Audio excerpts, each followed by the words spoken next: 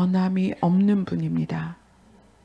우리는 상황에 따라서, 형편에 따라서 우리의 마음이 변하고 바뀌지만 주님은 변함이 없으십니다. 오늘도 그 변함없는 사랑으로 우리에게 은혜를 부어 주시옵소서. 우리가 그 사랑에 더 가까이 나아가도록 도와주시옵소서. 예수님 이름으로 기도드리옵나이다. 아멘. 우리 교회 설교를 함께 듣는 성도님께서 우리 교회 성도님들을 위해서 마스크를 보내주셨어요. 그래서 처음에는 봉지에 3개씩 넣었다가 그래서 주보에는 3개로 나갔는데 나중에 하나씩 빼서 봉지 수를 늘렸어요. 그래서 한 봉지에 2개씩 들어있어요. 그러니까 이거는 우한폐렴을 막을 수 있는 나라에서 공식적으로 뭐죠? FD94라고 그러나요? KF94라고 그래요? 예, 94번 맞습니다.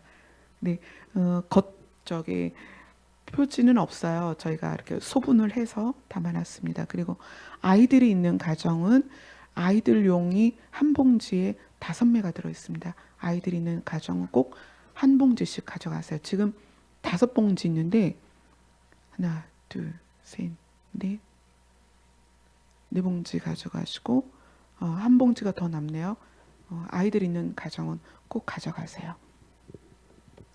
자, 오늘 말씀은 누가복음입니다.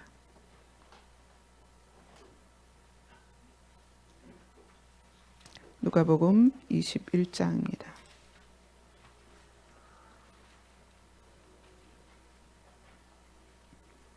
누가복음 21장 34절부터 36절까지입니다.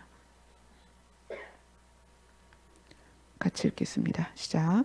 너희는 스스로 조심하라. 그렇지 않으면 방탕함과 술 취함과 생활의 염려로 마음이 둔하여지고 뜻밖의 그날이 덫과 같이 너희에게 임하리라.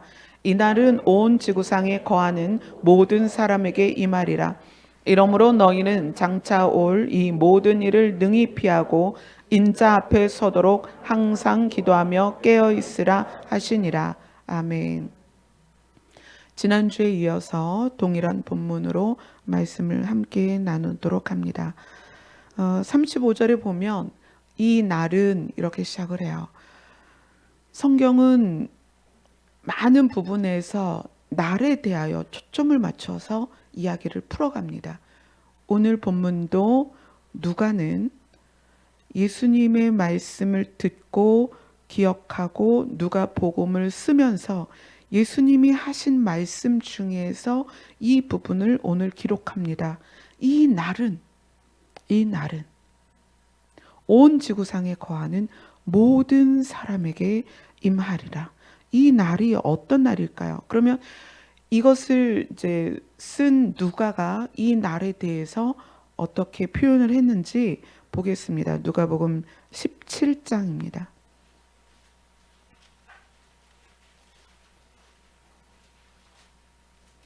누가복음 17장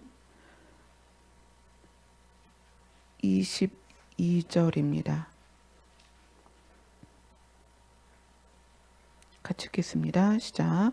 또 제자들에게 이르시되 때가 이르리니 너희가 인자의 날 하루를 보고자 하되 보지 못하리라. 인자의 날. 예수님이 이제 직접 하신 말씀이죠. 나의 날이다. 인자의 날이다. 자, 그리고 24절을 읽겠습니다. 시작. 번개가 하늘 아래 이쪽에서 번쩍이어 하늘 아래 저쪽까지 비침같이 인자도 자기 날에 그러하리라. 자, 인자의 날, 그것을 다시 뭐라고 표현하셨어요? 자기의 날, 이렇게 표현을 하셨어요. 자기의 날. 그 다음에 30절을 읽겠습니다. 시작. 인자가 나타나는 날에도 이러하리라. 어떤 날? 인자가 나타나는 날. 자, 누가가 말하는 이 날은 어디에 초점이 맞춰져 있냐면 인자의 날, 그 다음에 자기의 날, 그리고 인자가 나타나는 날. 그래서 이 날의 주인공이 누구냐? 인자다. 인자가 누구예요? 예수님이에요. 인자라는 말은 예수님이 자기 자신을 사람들에게 조금 더 친근하게 표현하는, 신이신 하나님이 사람의 모습으로 오셔서 사람인 것을 강조할 때 인자다. 인자다. 인자의 날이다. 내 날이다. 인자가 나타나는 날이다. 이렇게 말씀을 하십니다. 그리고 또 하나는 그 날은 어디에 초점이 맞춰져 있냐면 26절을 읽겠습니다. 같이 읽습니다. 시작. 노아의 때에 된 것과 같이 인자의 때에도 그러하리라. 그리고 18장 누가복음 18장 8절입니다. 같이 읽겠습니다. 시작. 내가 너희에게 이르노니 속히 그 원한을 풀어주시리라. 그러나 인자가 올 때에 세상에서 믿음을 보겠느냐 하시니라. 예수님은 자기를 주인공으로 해서 나의 날이 있다. 내 날이다. 그런데 그게 어느 날이냐? 내가 나타나는 날이고 언제다? 내가 오는 날이다. 이 날이 우리에게 계속 어떻게 마음으로 들어와야 되냐면 실제구나. 실제 상황이라는 것을 우리가 계속 인식을 해야 돼요. 주의 오심에 대해서 막연하고 언젠가는 그런 일이 있겠지, 또는 재림이라는 어떤 부분을 성경적인 어떤 그 이론 중에 한 분야로서 다루는 것이 아니라 우리가 어떻게 인식해야 되냐면 진짜 그날이 있구나. 예수님이 진짜 오시는구나. 여러분, 그것이 우리 안에 실제가 돼야 됩니다. 마치 오늘 아침에도 찬미랑 이제 아침에 저는 8시면은 거의 교회 오는 시간 준비가 다 돼요. 그래서 8시 조금 넘으면 나오는데 찬미한테 이따 보자. 그리고 나왔어요. 찬미랑 저랑 이따 본다는 거는 이제 오늘 예배 시간이죠. 아주 실제적인 사실이거든요. 조금 이따 보자. 근데 예수님이 제자들에게 내가 나타날 거야. 이미 예수님이 와 계시잖아요. 그죠? 예수님이 누가를 앞에 두고 제자들을 앞에 두고 그날이 있는데, 그날이 언제냐면 내가 오는 날이야. 제자들 자신이 이것에 대해서 얼마나 실제로 느꼈을까요? 제자들은 사실 이것이 아마 그러니까 상상이 안 갔을 거예요. 도대체 예수님이 뭘 말씀하시는 거지? 예수님이 내 앞에 계신데, 내 눈앞에 계시고 내 코앞에 계시고 같이 주무시고 같이 먹고 같이 길을 가고 같이 살고 있는데 예수님이 자꾸 이 얘기를 하시는 거예요. 인자의 날이 있다. 내가 나타날 거다. 예수님 내 앞에 계시잖아요. 아니야, 내가 나타나는 날이 있어. 그 제자들은 이 이야기를 들을 때 이게 도대체 무슨 이야기일까? 예수님이 말씀하세요. 내가 올 때. 예수님이 내 앞에 계시잖아요. 아니야, 내가 다시 오는 날이 있어. 제자들에게도 이것이 퀘스천 마크였을 거예요. 도대체 예수님이 무슨 말씀하시는 거지? 내 앞에 계신데. 이제 우리는 예수님을 앞에 두고 있지 않고 보이지 않습니다. 그분을 본 적도 없습니다. 그런데 그분이 오시겠다고 하는 거예요. 내가 올 것이다. 자, 누가복음 21장으로 갑니다.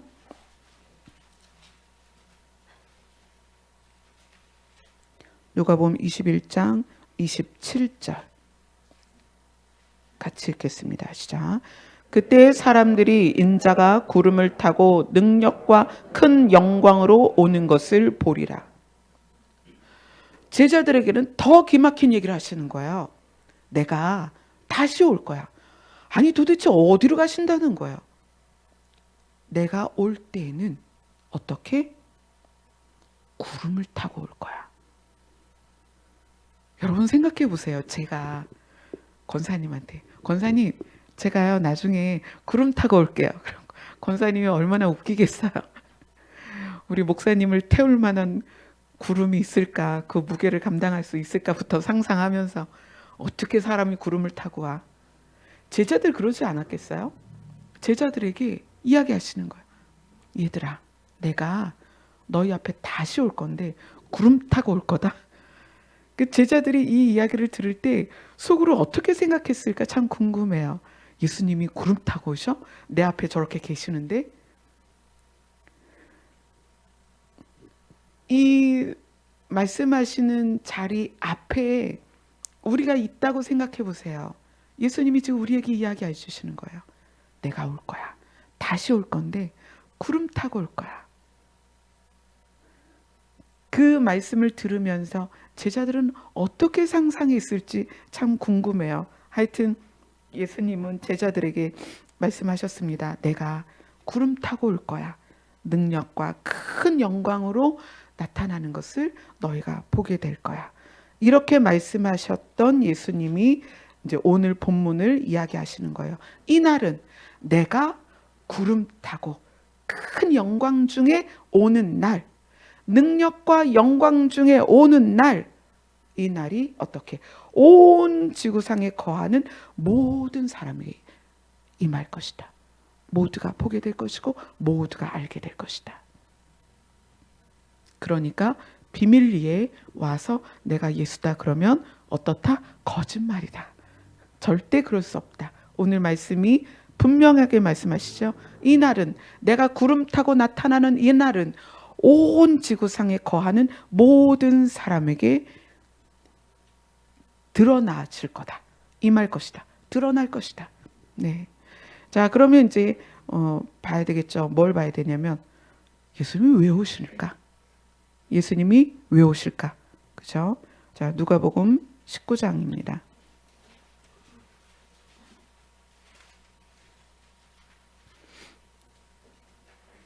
누가복음 19장 10절입니다. 같이 읽습니다. 시작. 인자가 온 것은 잃어버리는 자를 찾아 구원하려 함이니라. 예수님이 여기서는 왔다라는 완료를 쓰신 거예요. 왔다. 내가 온 것은 잃어버린 자를 찾아 구원하려 함이니라. 그리고 예수님이 가셨다가 다시 오시는 이유도 동일하다는 거예요. 아버지께서 나에게 주신 자를 하나도 잃어버리지 않는 것. 그것이 예수님의 소원이십니다.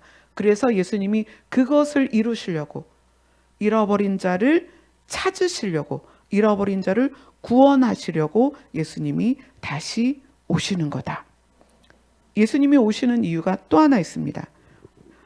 이 예수님이 오시는 이유가 여러분이 좀 기억을 하셔야 돼요. 예수님이 오시는 이유.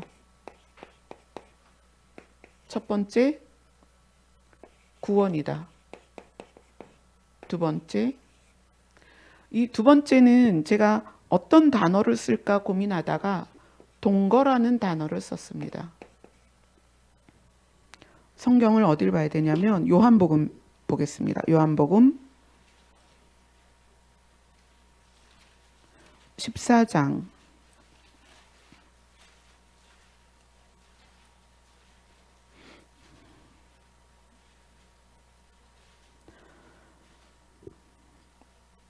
1절부터 볼게요. 1절부터 3절까지입니다. 같이 읽겠습니다. 시작. 너희는 마음에 근심하지 말라. 하나님을 믿으니 또 나를 믿으라. 내 아버지 집에 거할 곳이 많도다. 그렇지 않으면 너희에게 일렀으리라. 내가 너희를 위하여 거처를 예비하러 가노니 가서 너희를 위하여 거처를 예비하면 내가 다시 와서 너희를 내게로 영접하여 나 있는 곳에 너희도 있게 하리라. 예수님이 단순히 잃어버린 자를 구원하려 살리려 오시는 것뿐만 아니라 최종적으로는 뭐냐면 너희를 나에게로 데리고 와서 나 있는 곳에 너희도 있게 하리라. 그래서 제가 동거라는 단어를 썼습니다. 동거. 잃어버린 자를 찾아서 함께 살겠다. 그 예수님의 뜻이고 하나님의 뜻이죠. 자, 그럼 이거는 이렇게 봅시다. 하나님께서 처음에 에덴이라는 곳을 만드셨어요. 이 에덴을 만드실 때 얼마나 완벽하게 만드셨냐면 이 에덴을 위해서 지구를 만드셨고 지구를 위해서 지구에 있는 사람이 살기 위해서 해와 달과 별을 만드신 거예요. 사실은 에덴이 존재하기 위해서 지구가 있었던 거고 지구가 존재하기 위해서 우주가 있었던 거예요. 어떻게? 완벽하게. 그리고 그 안에 사람을 두셨죠. 이 사람이 이름을 이제 하나님께서 아담이라고 부르셨는데 에덴에서 살던 아담이 어떻게 됐어요? 성경에서는 이렇게 표현해요. 쫓겨났다. 하나님께서 쫓아내셨다. 왜? 여기에서 살 수 있는 약속, 하나님과의 약속, 여기에서 살 수 있는 이유, 그것을 아담이 잃어버렸기 때문에 쫓겨났죠. 그리고 나서 사람은 에덴에 없습니다. 이제 사람이 쫓겨났어요. 하나님께서는 에덴에서 쫓겨나서 방황하고 있는 사람들에 대하여 지으신 자로서, 창조주로서, 그리고 더 가깝게는 아버지로서 책임감이 있는 거예요. 내가 이들을 다시 데려와야 되겠다. 에덴에서는 하나님이 아담과 함께 거닐며 그의 모든 삶을 하나님께서 함께 관여하셨던 그런 삶이었죠. 그래서 사람을 다시 하나님께서 거처를 예비하십니다.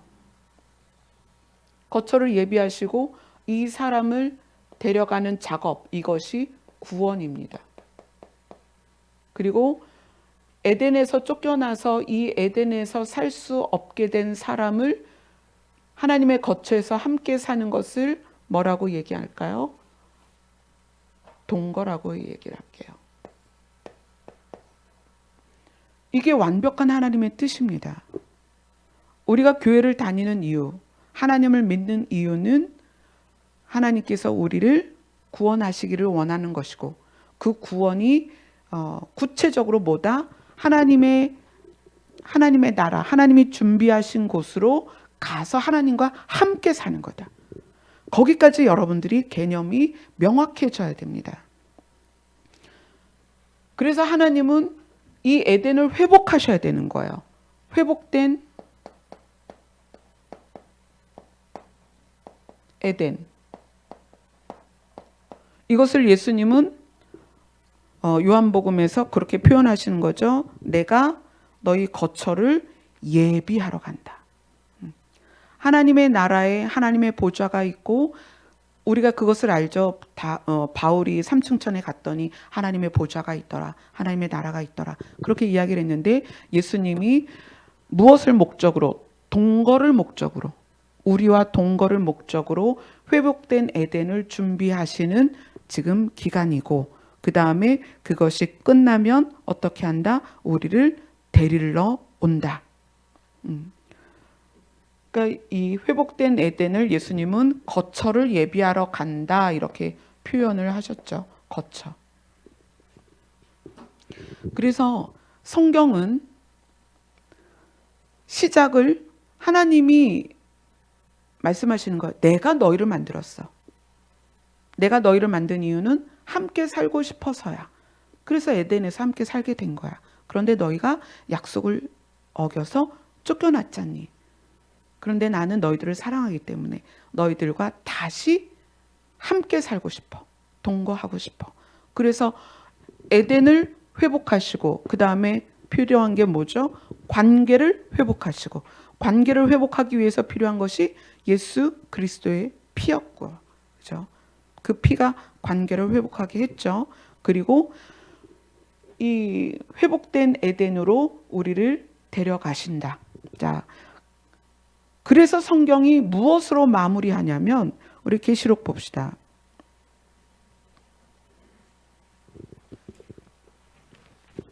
계시록 22장.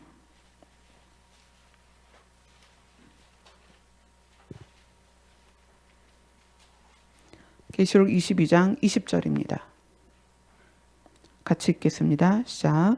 이것들을 증언하신 이가 이르시되 내가 진실로 속히 오리라 하시거늘 아멘 주 예수여 오시옵소서. 성경의 마무리에 하나님께서 가장 우리에게 하고 싶은 말을 하신 거예요. 예수님의 입을 통하여 가장 우리에게 하고 싶은 말을 하시는 거예요. 내가 속히 올 것이다. 너희는 어떻게 해라? 주를 기다려라. 오시옵소서. 주를 기다려라.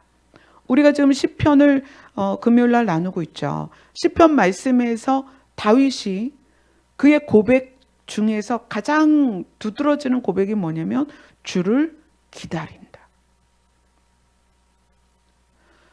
다윗이 막연한 신의 그 위치에 있는 신으로서의 하나님, 그 당시에 많은 사람들이 신의 존재를 사람을 풍요롭게 하고 사람을 돕고 사람을 지켜주는 존재로서 생각했다면, 다윗은 그것이 아니라 우리에게 와서 우리를 구원하실 하나님으로서의 개념이 있었다는 거예요.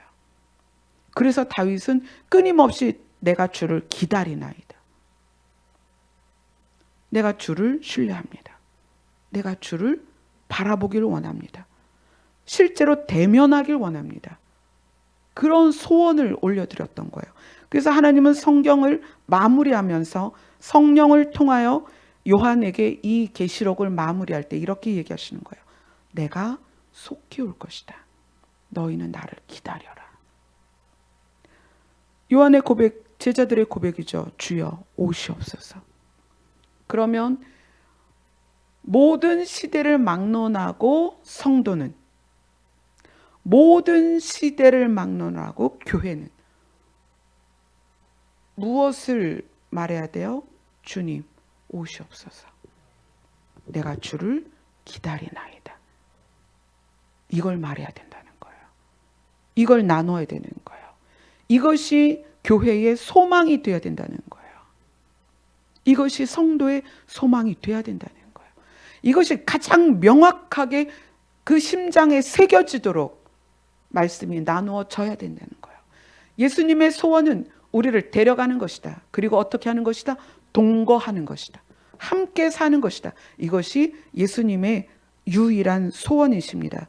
자, 오늘 누가복음 21장에서 21장으로 다시 갈게요.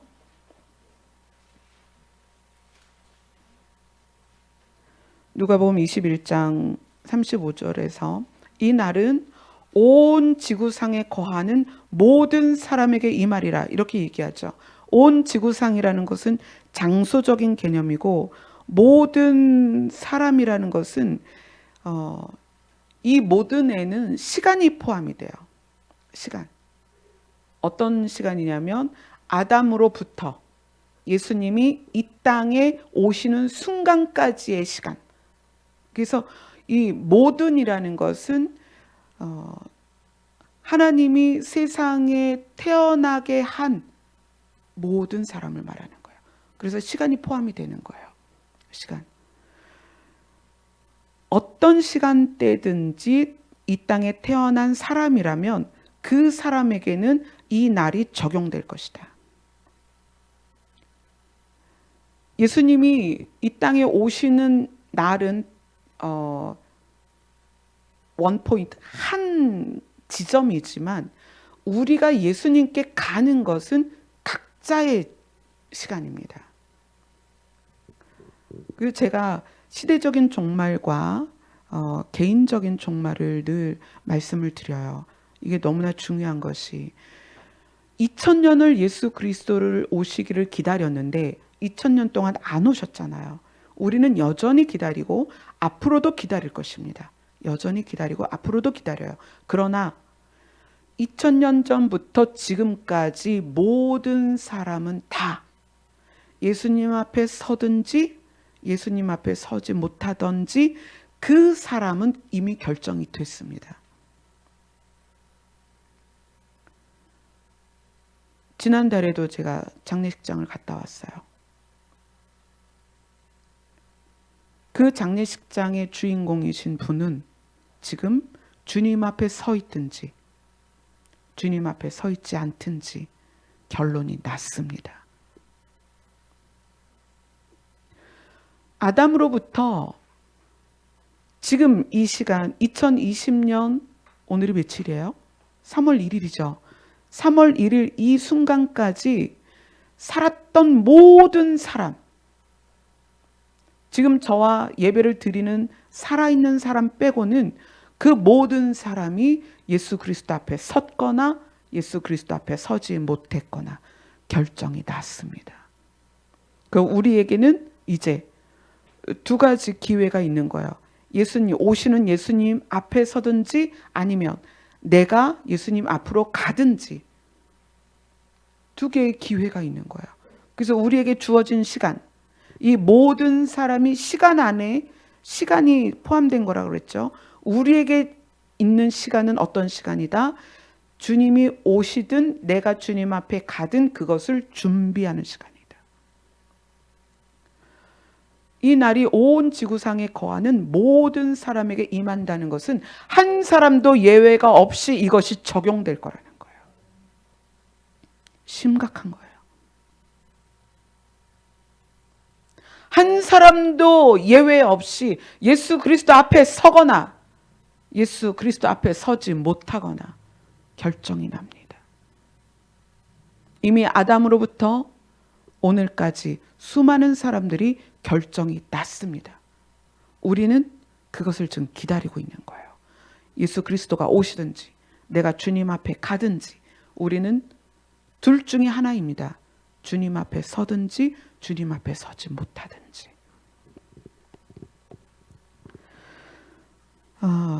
그래서 사람은 두 부류입니다. 크게 분류를 하면 신을 인정하는 자와 신을 인정하지 않는 자. 그렇죠? 그런데 신을 인정하는 자에서도 두 부류로 나눕니다. 신을 인정하는데 그 신을 인정하는 자조차도 신을 기쁘게 하는 자와 사람을 기쁘게 하는 자로 나뉩니다. 자, 한번 볼까요? 데살로니가 전서로 갑니다.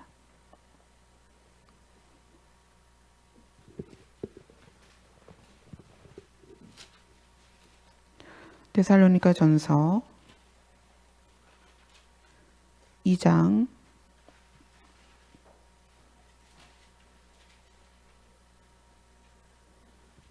4절입니다. 3절 4절 같이 읽겠습니다. 데살로니가 전서 2장 3절 4절 같이 읽습니다. 시작. 우리의 권면은 간삼이나 부정에서 난 것이 아니요 속임수로 하는 것도 아니라 오직 하나님께 옳게 여기심을 입어 복음을 위탁받았으니 우리가 이와 같이 말함은 사람을 기쁘게 하려 함이 아니요 오직 우리 마음을 감찰하시는 하나님을 기쁘시게 하려 함이라.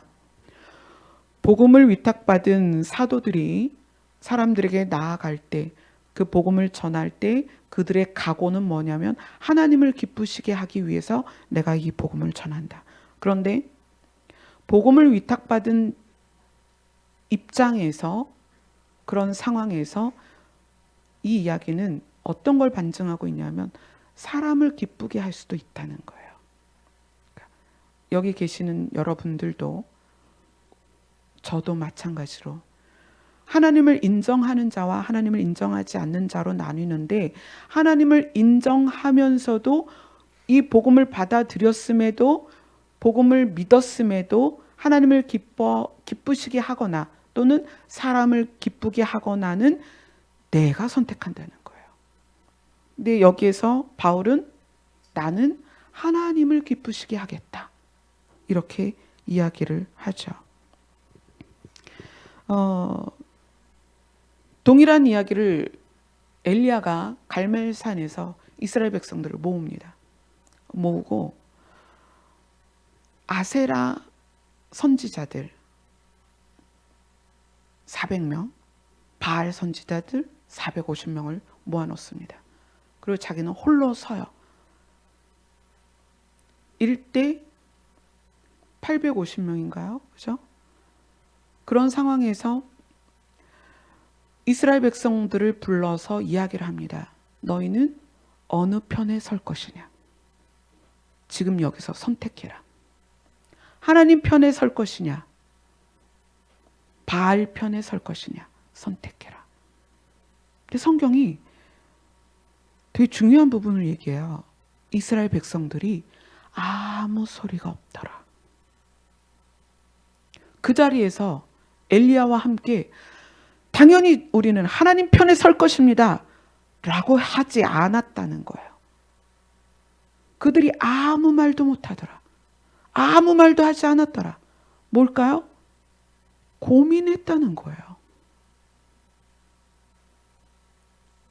홀로 선 엘리야를 따를 것이냐, 850명을 따를 것이냐,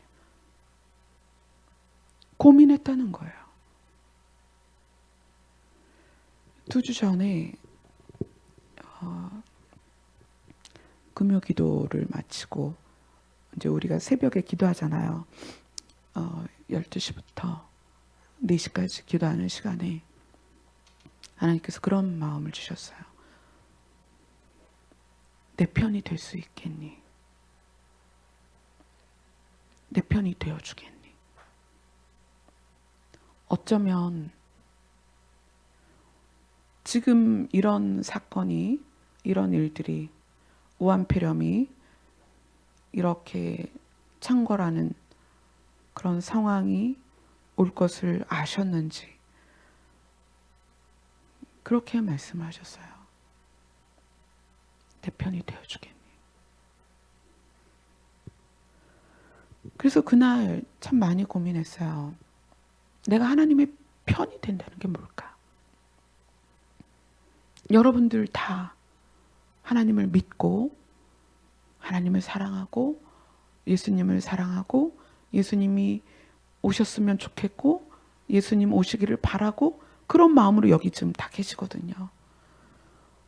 근데 만약에 예수님이 오셔서 너 내 편 돼줄래 했을 때 곰곰이 생각해 보세요. 예수님 편이 된다는 게 뭘까? 엘리야가 말했던, 이스라엘 백성들에게 말했던, 너희가 하나님 편이 될 것이냐, 바알의 편이 될 것이냐. 바울이 말했던, 하나님을 기쁘시게 할 것이냐, 사람을 기쁘게 할 것이냐. 그 사람은 나를 포함합니다. 하나님을 기쁘시게 하는 것과 사람을 기쁘게 하는 것이 성도들에게 주어진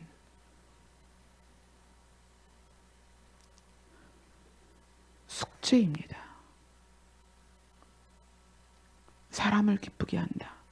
여러분들이 누구에게 비위를 맞추고 누구를 추종하고 이것이 아니에요. 그 사람을 기쁘게 하는 것의 처음 사람은 자기 자신입니다. 하나님을 기쁘시게 할 것인가? 나를 기쁘게 할 것인가? 이것이 교회 내에서 우리 모두에게 던져줘야 될 질문이라는 거예요. 사역자들이 사역을 하나님을 기쁘시게 하기 위해서 하는가? 아니면 자기의 만족을 위해서 사역을 하는가? 성도가 교회에 와서 신앙생활을 하는 것이 하나님을 기쁘시게 하는 신앙생활인가? 자기 만족을 위한 신앙생활인가? 왜 사람들이 엘리야 앞에서 머뭇거렸을까요? 그들이 바알과 아세라에게 빌었던 것이 무엇일까요? 자기들의 복이었거든요. 풍요를 빌고 다산을 빌고 그랬기 때문에 그들이 거기에서 고민을 하는 거예요. 누구의 편이 될 것인가?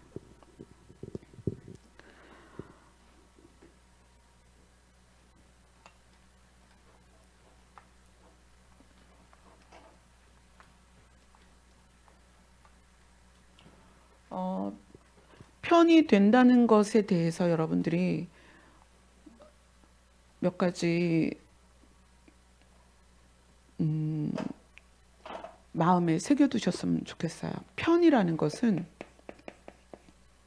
첫 번째 특징, 편은 뜻을 같이 합니다. 뜻. 하나님께서 우리에게 너 내 편 될래? 라고 요구하셨을 때 네, 제가 하나님 편이 되겠습니다. 그렇게 고백한다면 하나님의 소원이 여러분의 소원이 돼야 됩니다. 하나님의 소원과 여러분의 소원이 동일해야 되는 거예요.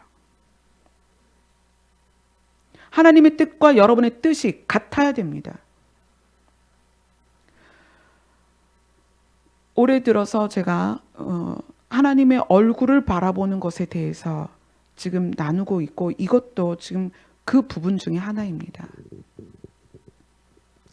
우리가 신앙생활을 하면서 하나님에게로부터 받는 혜택과 하나님이 우리에게 주시는 반응들에 집중되어 있었다면 편이 된다는 것은 그것을 버려야 된다는 거예요. 하나님이 반응을 하시든 안 하시든 하나님이 우리에게 혜택을 주시든 안 주시든 우리는 무엇을 같이 한다? 뜻을 같이 한다. 편이라는 건 함께 지든지 함께 이기든지 모든 걸 같이 하는 거예요. 편이라면 훈련도 같이 받는 거예요. 여러분이 예수 그리스도의 편이라면 예수 그리스도와 고난을 같이 받는 것입니다. 그게 진짜 편입니다. 한 편은 동일한 뜻을 갖고 있다는 거예요. 그래서 부부가 어떻게 하는 거예요? 고난도 함께 지나고 슬픔도 함께 지나고. 오늘 예수님이 오시는 이유가 뭐라 그랬죠? 첫 번째 구원이고 두 번째는 동거다. 그러면 성도의 소원이 뭐가 돼야 되겠어요? 첫 번째 구원, 두 번째는 동거. 이래야 된다는 거예요. 성도들이 교회에 와서 부르짖어야 되는 것은 구원과 동거에 대한 걸 부르짖어야 된다는 거예요. 성도들이 눈물을 흘려야 되는 것은 이것을 위해서 눈물을 흘려야 된다는 거예요. 왜? 우리가 하나님의 편이라면 뜻을 같이 해야 된다는 거예요.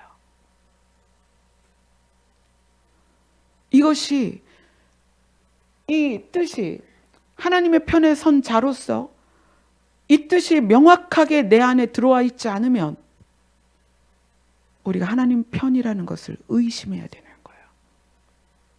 내 안에 내 심장을 가장 뜨겁게 달구는 것이 무엇인가? 잃어버린 자를 구원하는 것, 살리는 것, 그것이어야 된다는 거예요. 내 심장을 뛰게 하는 것이 내가 주님과 함께 있는 것이어야 된다는 거예요. 그게 소원이어야 된다는 거예요.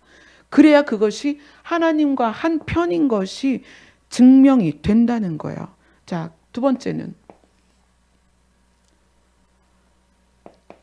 이거는 동행으로 표현을 할게요. 동행. 같은 편은 어딜 가든 같이 다닙니다. 그죠?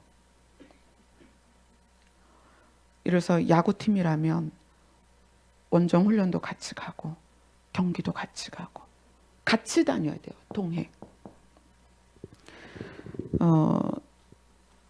우리 창세기를 한번 볼게요. 창세기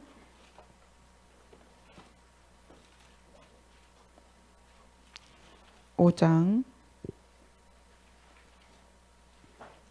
21절부터 24절.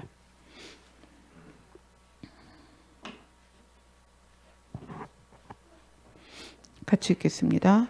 시작. 에녹은 무드셀라를 낳았고 무드셀라를 낳은 후 300년을 하나님과 동행하며 자녀들을 낳았으며 그는 365세를 살았더라. 에녹이 하나님과 동행하더니 하나님이 그를 데려가심으로 세상에 있지 아니하였더라. 하나님이 에녹을 데려가셨어요. 그런데 그 에녹이 뭘 했다? 하나님과 동행하더라. 올해 우리 교회 표어가 어린 양이 어디로 가든지 어떻게 따라가는 자. 그렇죠?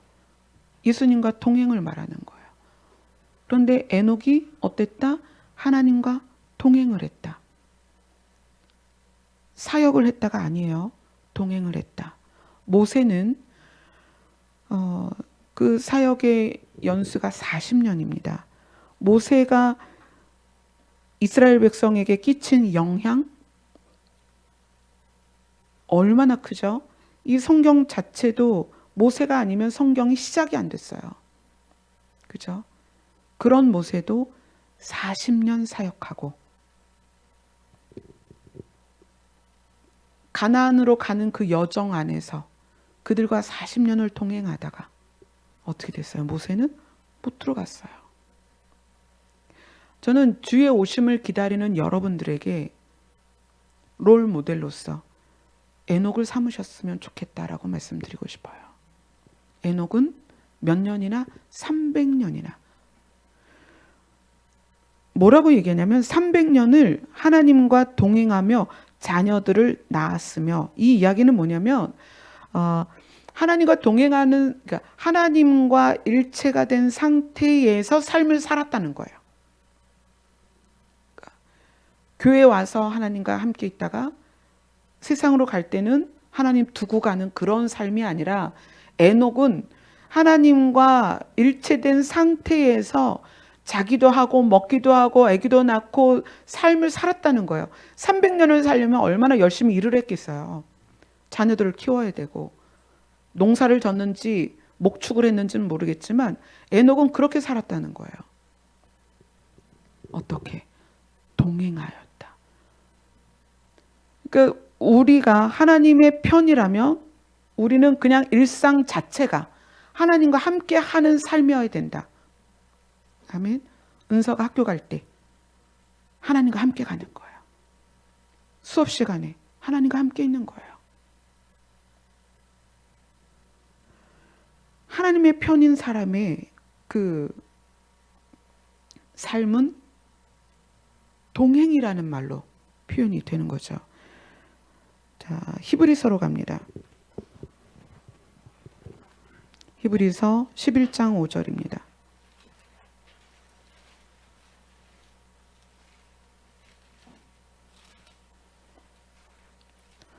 히브리서 11장 5절 같이 읽겠습니다. 시작.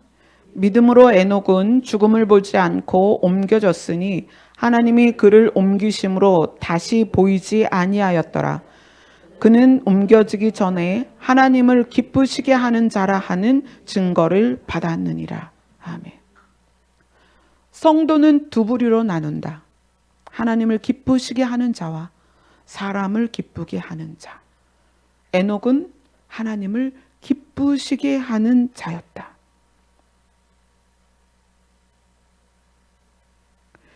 6절은 이렇게 시작합니다. 믿음이 없이는 하나님을 기쁘시게 하지 못한다. 우리는 믿음을 헌금을 많이 하거나 사역을 훌륭하게 해내거나 어떤 두드러진 결과를 내거나 목회자라면 교회를 막 크게 부흥시켜서 건축해서 유명해지고 아니면 은사를 받아서 은사로 멋지게 막 병도 고치고 예언도 하고 한 번 기도 자리에 앉으면 몇 시간씩 기도하고 그러면 믿음이 좋다라고 얘기하죠. 에녹의 믿음은 그런 게 아니었어요. 에녹은 하나님 편이었다는 거예요. 삶을 그냥 하나님과 함께 산 거예요. 그래서 믿음으로 에녹은 이렇게 얘기해요. 믿음으로 에녹은 죽음을 보지 않고 옮겨졌고 그는 하나님을 기쁘시게 하는 자였다. 그 믿음이 뭐다? 하나님 편인 거예요. 막 기도를 막 우렁차게 6시간 7시간 기도하는 그런 믿음이 아니라 늘 하나님과 함께 있는 믿음, 함께 있는 것, 그것을 믿음이다. 이렇게 지금 표현하고 있죠. 유다서로 갑니다. 계시록 앞에 있죠. 유다서 1장 14절입니다.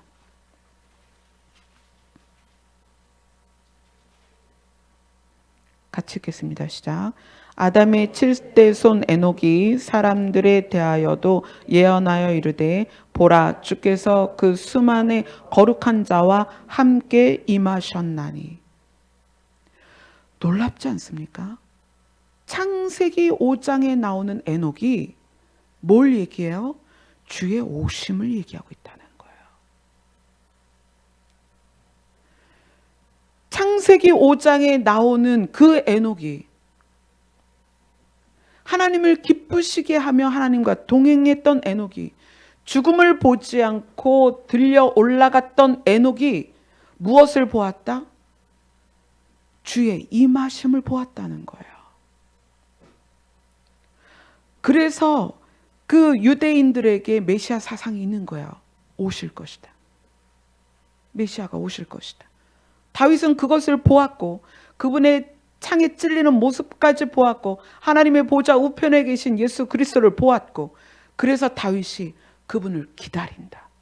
주를 기다린다. 그리고 성경 마무리가 뭐예요? 오시옵소서. 내가 속히 갈 것이다. 주여 오시옵소서. 이것이 아니고서는 성경을 여러분 모르는 거예요. 이걸 갖고 내 안에 가지고 있지 않으면 성경을 모르는 거예요. 에녹은 완전히 하나님 편이었습니다. 하나님을 기쁘시게 했고 주의 오심을 기다렸던 거예요. 에녹이 살아있는 동안에 주가 임하시는 걸 봤습니다. 그 에녹이 뭐 했겠어요? 우와, 오셔서 나도 그렇게 데려가셨으면 좋겠다. 그 주의 오심을 기다렸던 에녹이 어떻게 됐다? 들려 올라갔다는 거예요. 휴거의 예표가 창세기부터 시작이 됩니다. 하나님의 편이 된다는 거 세 번째, 이건 문제를 내야 되겠다. 자, 같은 편이다. 특징 뭐가 있을까요? 여러분 생각해 보세요. 네? 네? 닮았다. 아, 그래요. 닮았다. 근데 한 팀의 운동선수들 보면 얼굴이 다 닮은 건 아니잖아요. 맞아요. 우리 저기 집사님 이따가 마스크 2봉지 드리세요. 이따 가실 때 마스크 2봉지. 그걸 뭐라고 부르죠?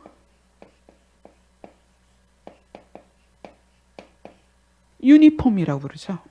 한 팀이 유니폼을 입는 이유는 상대 팀과 구별되는 거예요.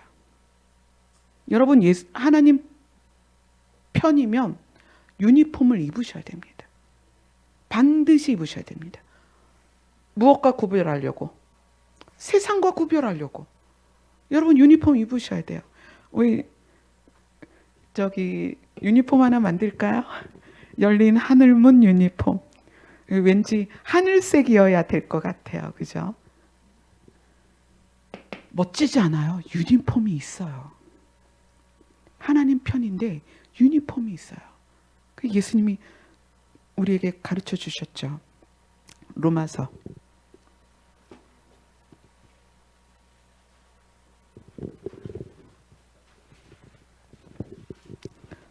13장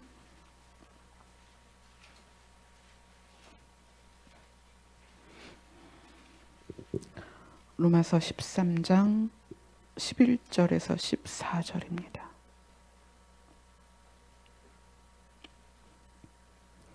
11절부터 14절까지 읽겠습니다. 시작. 또한 너희가 이 시기를 알거니와 자다가 깰 때가 벌써 되었으니 이는 이제 우리의 구원이 처음 믿을 때보다 가까웠음이라. 밤이 깊고 낮이 가까웠으니 그러므로 우리가 어둠의 일을 벗고 빛의 갑옷을 입자. 낮에와 같이 단정히 행하고 방탕하거나 술 취하지 말며 음란하거나 호색하지 말며 다투거나 시기하지 말고 오직 주 예수 그리스도로 옷 입고 정욕을 위하여 육신의 일을 도모하지 말라. 어떤 옷을 입어라? 그리스도의 옷을 입어라.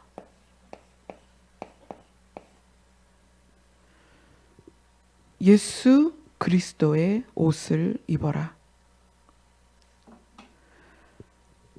그리스도로 옷 입는 것에 대해서 이제 더 세부적으로 또 조밀하게 다루게 될 것입니다. 여러분들 예수 그리스도로 옷 입으셔서 성경은 그걸 뭐라고 말하냐면 너희의 수치를 가려라. 너희의 벗은 것의 수치를 가려라. 그리스도로 옷을 입어라. 그리고 그리스도로 옷 입은 사람이 세상과 어떻게 구별되는 거예요. 왜? 우리는 하나님 편이기 때문에 동일한 유니폼을 입어야 됩니다. 그래서 제가 그 표현에 그거 그림을 한번 보여드렸죠. 사람이 하나님을 바라볼 때, 하나님의 얼굴을 바라볼 때, 영이, 이게 이제 영이죠. 영, 혼, 육이 있는데 이 영이 하나님의 얼굴을 바라보면서 그분으로부터 생명이 우리에게 비춰져서 영이 어떻게 영이 육을 뚫고 나와서 내 모습이 무엇의 모습으로? 영으로서, 영의 사람으로서. 그래서 예수님이 우리를 신이라 하지 않았느냐? 이것이 뭐다? 예수로 옷 입는 것이다. 근데 이것이 그럼 어떻게 구체적으로? 이건 이론이니까. 이론이 실제가 돼야 되고 그것이 어떻게 돼야 된다? 실현이 돼야 된다. 그 이제 실제에 대해서 이게 이제 결국 이거죠. 예수로 옷 입는 것, 유니폼. 예수로 옷 입는 거예요. 그래서 동일하게 된 거죠. 우리와 하나님과. 그래서 우리를 신이다. 우리가 말씀을 대할 때 말씀 안에서 하나님의 뜻을 모든 부분에 적용해서 읽으세요. 하나님은 우리를 살리기를 원하신다. 그걸 기억하고 성경을 읽으세요. 우리가 삶을 살면서도 하나님은 우리를 살리기를 원하신다. 그렇다면 우리가 어떤 어려움에 있든 어떤 힘든 상황이든 어떤 고통 가운데 있든 어떤 깊은 수렁에 빠졌든 뭘 기억해야 돼요? 하나님은 우리를 살리기를 원하신다. 그러면 하나님은 신이시니까 원하시는 것을 이루실 것이다. 하나님은 우리를 반드시 살리십니다. 그 대신 그러기 위해서 우리는 뭐가 돼야 돼요? 하나님의 편이 돼야 되는 거예요. 그러면 하나님은 우리를 살리신다. 내가 비록 이런저런 부족한 점이 많아도 하나님은 반드시 우리를 살리신다. 자, 지금 로마서 표 있죠? 로마서 14장 18절입니다.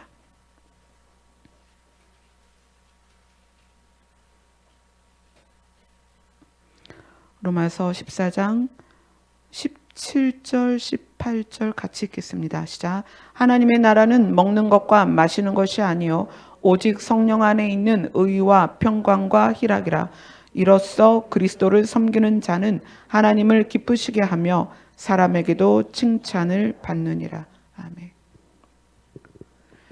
여러분들이 하나님의 편이 되어서 하나님의 뜻을 쫓아 그리스도로 옷 입고 삶을 살면 그 모습이 어떻게 된다? 하나님을 기쁘시게 하고 사람들에게는 칭찬을 받는다. 사람들에게 칭찬받는 것은 사람을 기쁘게 하는 거랑은 달라요. 사람을 기쁘게 한다는 건 내가 그 사람에게 맞춰서 무엇을 주든지 뭐 부탁을 들어주든지 그 뜻을 따르든지 그러는 거죠. 그러나 사람에게 칭찬을 받는 것은 존재가 인정받는다는 거예요. 내가 하나님과 동행하며 사는데 사람이 그런 우리를 보면서 칭찬하는 거죠. 매주 우리가 나누는 말씀들이 개념을 현실화하지 않으면 아무짝에도 쓸모가 없습니다.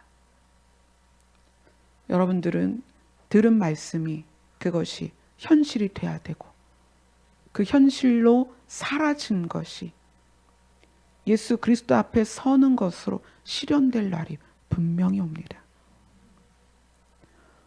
그럴 수 있잖아요. 다음 주에 제가 우한 폐렴으로 죽어서 여기를 못 오든지 아니면 사고가 나서 못 오든지 죽어서 여기 못 쓸 수도 있어요.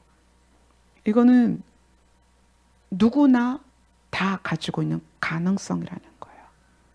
우리는 실현이 내일이 될 수도 있고 모레가 될 수도 있고 오늘 저녁일 수도 있다. 그러면 지금 중요한 것은 말씀이 나에게 실제가 돼야 된다. 아멘. 아멘. 자, 좀 늦었죠? 우리 171장 찬송하고 기도하겠습니다.